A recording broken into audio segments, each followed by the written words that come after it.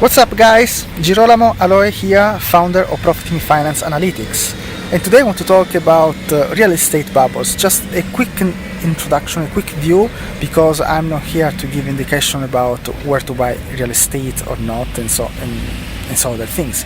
So when you are in a geographic location where you want to invest some money to buy a building, a real estate, a house and so on, you have to consider the price, and the price can be high in relation to the building that you want to buy. So this suggests to you that there is a problem, that the market maybe is not really good at this moment to have investment. You can investigate a bit more and realize that maybe you are in a bubble, in a real estate bubble. So I invest in the USA market, and then my focus is of course on the financial instruments that I have in USA. But what you can do to understand better is just to use the real estate funds. The reason is that you cannot base your perception of the real estate price and real estate bubbles simply because you have a sentiment that says that there is a bubble and that the price soon will go to collapse, because this is not enough, and this is not something that you can use in the practice to understand what you have to do. If the price is too high, you are not going to invest. This is clear. But when you can invest and where this bubble is going to finish, you don't know this. And another thing, is this really a bubble?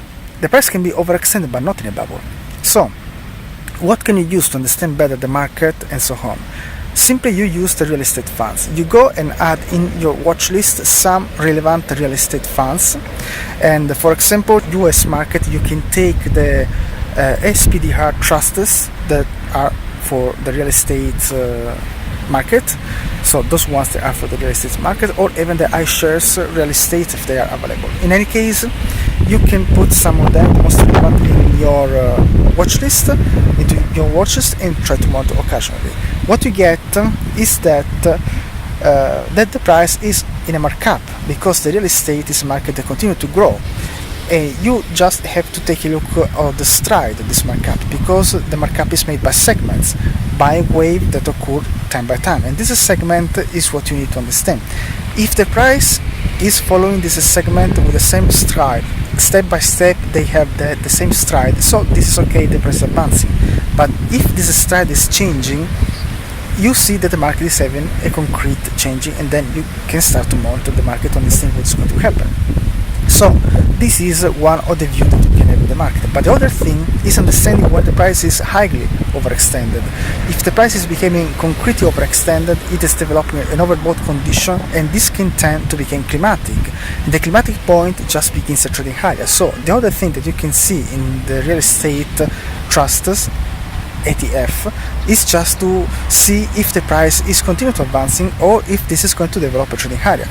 You follow the accumulation points and the distribution points in the market, and you try to understand if at the end of this trading area the price can continue to advance or can start to decrease. Of course, the trading area that you can see in the funds is something that shows hesitation of the price to advance, just the weakening of the trend, the weakening of the real estate. Every stop like this that you have in the market is a weakening of the market itself. You have just to wait to see if this weakness is becoming so big to let fall the price or not. So you see that the development of the trading area moved the price back into the short-term trend, and then you get that the accumulation area for the continuation of the real estate fund, for the advancing of the real estate fund, is going to be developed or not.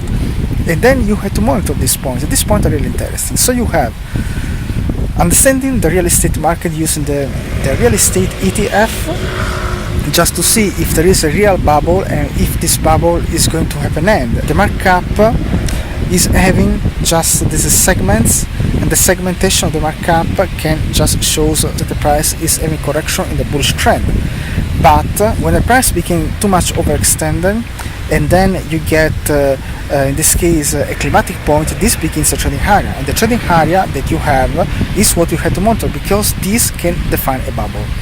The price stopped to advance, it begins a trading area, it shows hesitation. This can be considered like a possible bubble, or in any case just a moment of the market where there is a slowdown, and the slowdown is important because let you understand if later at the end of the trading area the markup can continue, or if the prices became too weak Every trading area you have in the market is built by accumulation point and distribution points marked by trusts, and then you understand what these trusts are going to build. And then every trust that develop the trading area shows a weakening of the bullish trend that you have in advance. So you have always wait for the ending of the trading area. That's it. So guys, I hope that this can clarify something that you can use to get a particular help to understand better the real estate market without have too much effort, without use the sentiment or the news that you have. This can be really helpful. So guys, if you have questions, please contact me. I will try to give you much more explanations. Thank you guys to listen to my words. Thank you to be here, and see you next time. Bye bye.